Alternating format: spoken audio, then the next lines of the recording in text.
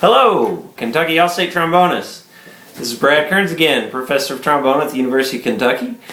Just spoke with you a little bit about the row shoe for your All-State auditions this year. And now, needed a minute, left the camera off there for just a couple extra minutes to refresh my memory on this Paudert. So first things first, hopefully you've had that metronome on with this one. And 88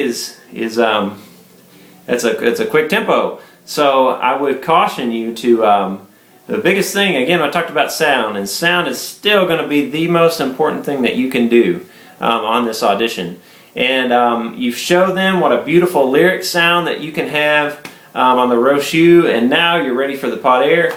And dotted quarter at 88 is very quick. So I would always caution students that accuracy always trumps tempo.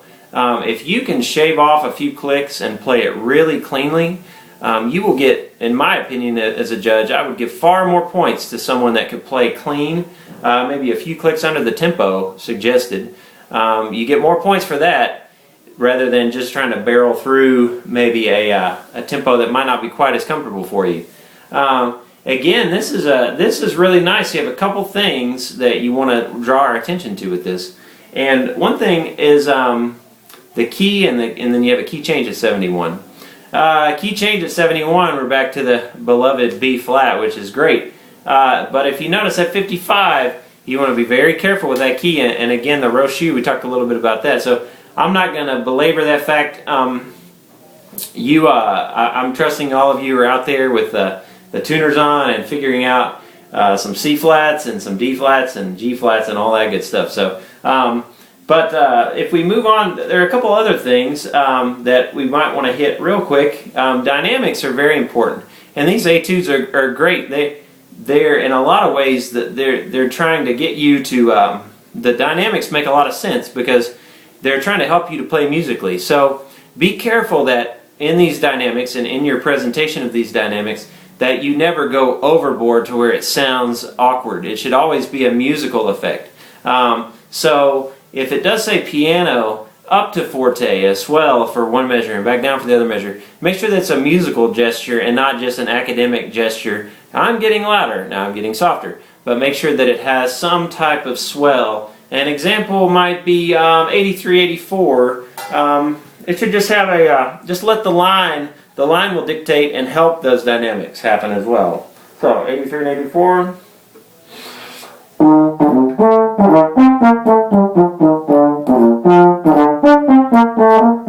So again, let the line happen. If you play musically, these dynamics will be that much more effective, and the judges their attention will be drawn to them if you play it musically, because it's like, wow, you did that nice decrescendo and crescendo.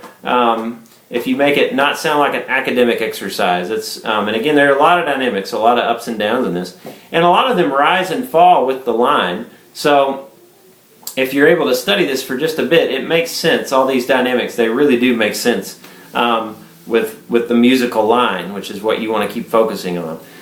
So never take the dynamics out of context, basically. You're a solo instrument in this setting, and you want to, again, always keep a great sound. A forte, if it's really, really loud and it's with a not a good sound, then you don't get as much credit for it. If it's maybe a nice solid forte with a really nice sound.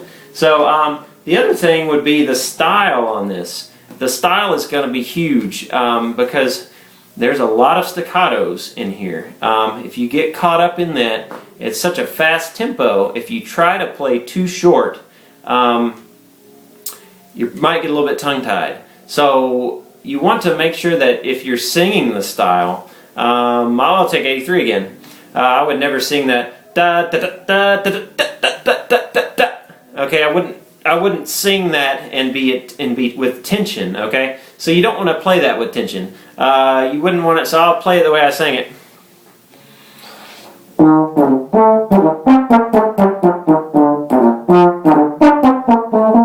Okay, so you don't want to spit them out like that, okay, obviously, and you're going to start backing up, and by the end of the Etude, you're going to feel like you're about to pass out, okay, so you want to keep the staccatos in context, because the staccato, especially on the 16ths, that will happen. It's moving by very quickly, so you don't need to worry so much about playing short, short, short, short, but just think about playing a line.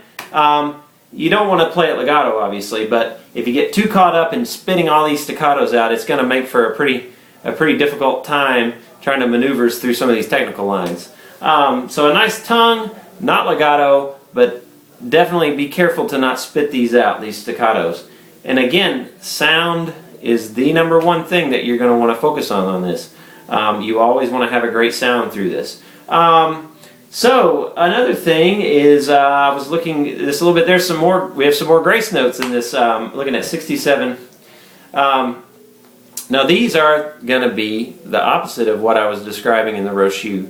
You want to kind of flip these aside. They're a little more of an embellishment-oriented grace note. So at 67, so you want to use a double tongue, and so let's see. I'll try to demonstrate. So.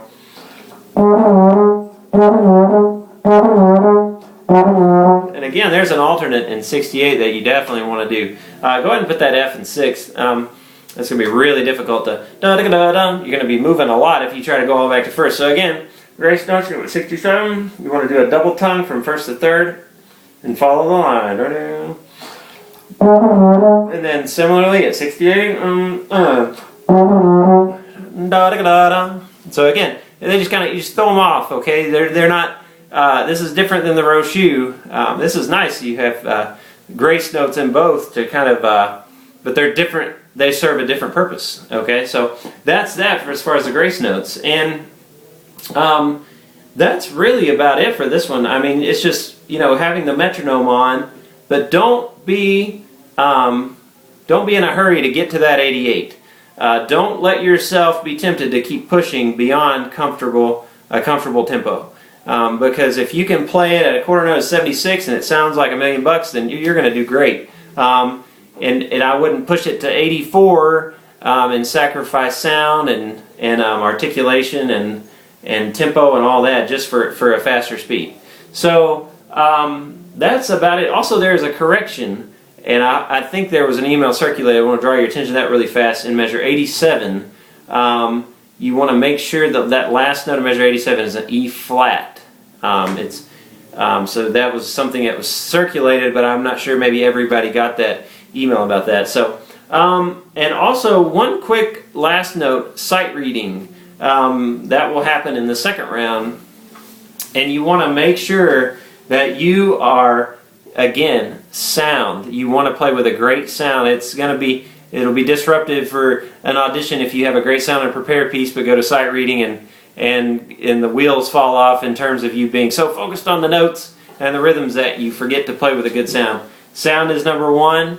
You want to try to get yourself in the style of the sight reading, because many times the rhythms will make so much more sense if you can establish a style before you begin sight reading. So try to look for clues. Is it 8 2/16 with 2/8? Something like that. Is it going to be a march style? Is it a legato style? And that many times will help you with rhythm if you're already setting yourself up in the correct style. And then rhythm is extremely important. For me, I always go with rhythm because I feel like notes will happen. Notes and accidentals and all that kind of thing. Those will kind of fall in place, kind of like dominoes. So the first domino would be the sound, and then the style, and then once the ball starts rolling, some of these other things will start kind of taking care of themselves. If you're just focused on notes, you might not set yourself up for success quite as much as if you are focusing on that great sound that you have. So good luck. Again, I'm very excited to see all of you in Louisville for All-State Band, and it was I hope this was somewhat of of a help today. And if you have any questions, feel free to email me. It's bradley.kerns, Kerns, at uky.edu, and I will be happy to, or you can give me a call. My number here at school is 859-257-4484. Feel free to contact me anytime, and I can see if I can help you out a little bit more with this stuff, and good luck. So